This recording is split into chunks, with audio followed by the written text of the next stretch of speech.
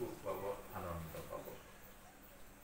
সাগৰৰ পাৰত বহিল সুবৰ্ণৰ পদুম লৈ মা লক্ষ্মী আহিলে, চব কামনা বাসনাত জৰ্জৰিত দেখিলে।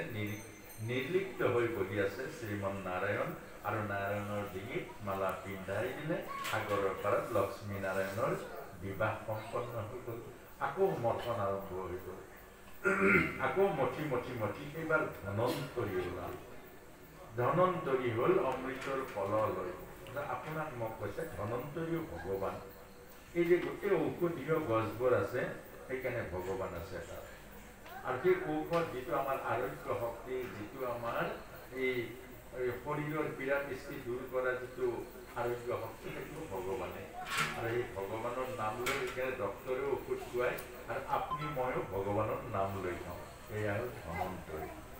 আৰু ধনন্তৰী কলহ লৈ আহিলে, থাপ মাৰি দৈত্যই হাতৰ পৰা কাঢ়ি লৈ গ'ল। তেতিয়া দেৱতাই আকৌ ভগৱানৰ চৰণত ধৰিলে যে প্ৰভু, ভয়ানক কথা হ'ল। তুমিয়ে ক'লা সাগৰ মঠিবৰ কাৰণে, আৰু তোমাৰ কথা মতে আমি ইমানবোৰ কৰি দেৱতাই সাগৰ মঠিলো। এতিয়া অমৃতৰ কলহ, এনেই দৈত্যসকল বলৱান, আকৌ যদি অমৃত খাই দিয়ে তেতিয়াহ'লে আমাৰ আৰু ৰক্ষা নাই। আৰু লগে লগে প্ৰভু প্ৰপদৰ্মনত লাগিব, প্ৰভুৰ আশ্ৰয়ত থাকিব। জীৱনৰ প্ৰতিটো সংকটত প্ৰভু আহিবই, প্ৰভু আহিবই, প্ৰভু ৰক্ষা কৰিবই। আৰু বাৰে বাৰে ভাগৱতত ভগৱানে প্ৰমাণ কৰি দেখুৱাইছে, আপোনাক মোক বিশ্বাস কৰক, এই কথাটো বিশ্বাস কৰক, মানি লওক। আৰু লগে লগে মোহিনী ৰূপে আহিলে।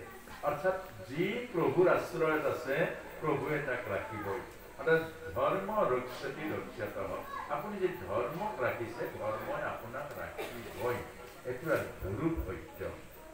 লগে লগে মোহিনী আহিলে, আৰু মোহিনী অহাৰ লগে লগে মোহিনীৰ ৰূপ দেখি দৈত্য মোহিত হ'ল। এয়াই হ'ল ডাঙৰ কথা। দৈত্য মোহিত হৈ গ'ল লগে লগে, আৰু দৈত্য অমৃতৰ কলহটো মোহিনীৰ হাতত দি দিলে। এইটো কি বুজাইছে?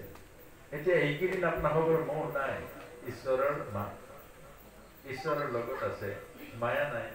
মোহ আছে জানো? মোহ মানে মায়া নাই। এতিয়া ব্ৰত ভাঙাৰ দিনা কি হয়?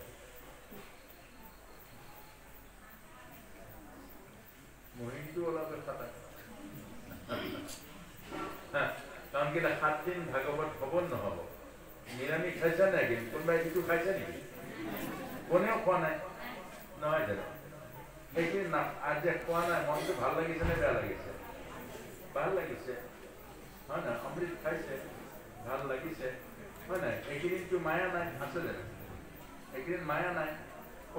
জোঁৱাই চোৱাই আহিলে আপোনাৰ আমি খুৱাইছে নেকি? এইকেইদিন জোঁৱাই চোৱাই আহিলেও নাই, আছে জানো? কওক, এইকেইদিন জোঁৱাই চোৱাই আহিলেও হ'ব নেকি? নহ'ব, নহ'ব, মায়া নাই, হয় নাই? জোঁৱাই নহয় কোনোবা আহিলেও নহ'ব, মায়া নাই, হয় নাই? এতিয়া যিদিনা ব্ৰত ভাঙিব, ভাগৱত শেষ হ'ব, সিদিনা মায়া ওলাব নাই। জোঁৱাই আহিলে কি হ'ব? এইটোৱে মোহিনী, এইটোৱে মোহিনী, যে অমৃত আৰু বিষ দুইটা একেলগে আছে। বিষ মানে হ'ল মায়া, অমৃত মানে হ'ল জীৱন। এতিয়া আমি সেই লগে লগে মায়াৰূপী মোহিনী ওলাল, অমৃতৰ ঘৰটো চমজাই দিলে। এইটো নালাগে আৰু, এইটো তোমাকে লাগে, মায়াক লাগে। এইটো হ'ল সংসাৰী লোক। যে হ'ল আৰু ইমানে 7 দিন 6 দিন ভাগৱতৰ প্ৰসাদ খালো আৰু অমৃত খালো, আৰু এতিয়া আকৌ কেলে লাগে? আজি আৰু বাদ দিলো আৰু। এইটোৱে মায়া। এইকেইদিন আমি কৈ ফুৰিছো, স্বাস্থ্য কালৰ গণ্ডগোল হৈছে নেকি? নাই। কিমান সুন্দৰকে আছো, অমৃত তৃষ্ণা খাইছো। আজি কিমান 1.5 কেজি চাউলত কিমান 150 মানে খালো নেকি? আজি 150 এখানে 1.5 কেজি চাউলত চবৰে পেট ভৰি গৈছে। 1.5 কেজিত পেট ভৰি গৈছেগে। আৰু আপোনালোকে ঘৰত 1.5 কেজি মানে 6 জন মানত জাল লাগে। আলহী এজন যাব নাই নহয়, তোমালে বনোৱা নাই ন। একেটাই মানুহ আমি, একেটাই কাম, একেটাই মানুহ, একেটাই কাম, একেটাই অৱস্থা, কিন্তু চিন্তা ভাৱ বেলেগ বেলেগ।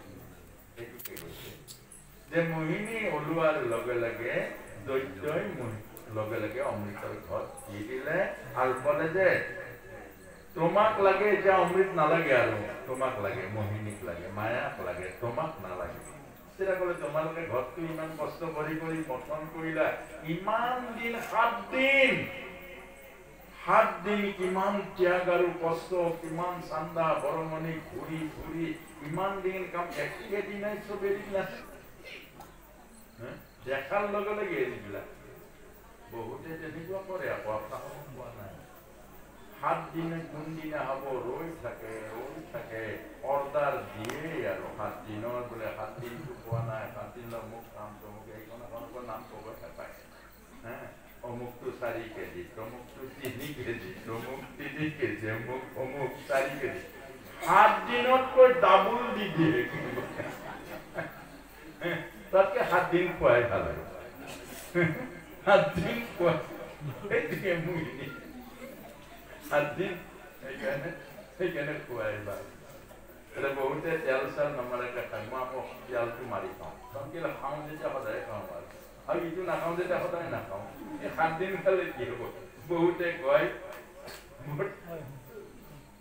কি কয় যে তুমি নাই খোৱা হয় কলিখন খালিয়ে হয় আকৌ দি ভৰাই দিলা দেখোন এই কথাটোকে কয় যে মোহিনী মানে সেইটো যে মোহিনীৰ মোহত নপৰিলে অমৃত পাব দেৱতাই মোহিনীৰ মোহত নপৰিলে দেৱতাই অমৃত পাব দৈত্যই মোহিনীৰ মায়াত পৰিলে দৈত্যই অমৃত নাপায় আৰু আমাৰো ইয়াতে মনত ৰাখিব এই 7 দিন যি দৈত্বিক গুণযুক্ত মানুহে সংকল্প কৰি শুনিছে ভাগৱত এই 7 দিন শুনিছে পৰিকথা নহয় পৰীক্ষিত মহাৰাজে 7 দিন শুনি জীৱন জনমৰ সকলো উদ্ধাৰ হৈ গ'ল মৃত্যু তৰি গ'ল আৰু বাকী সকলে শুনিলে কোনেও নাপালে সেইকাৰণে ইয়াতো পাব যিসকলে মন বুদ্ধি সংকল্প কৰিছে তাৰ পাছতে মোহিনী কি ক'লে বাৰু ভগৱানে ক'লে মই হলো 12 বনিতা মোৰ কোনো এড্ৰেছ নাই মোৰ জাতি নাই মোৰ ধৰ্ম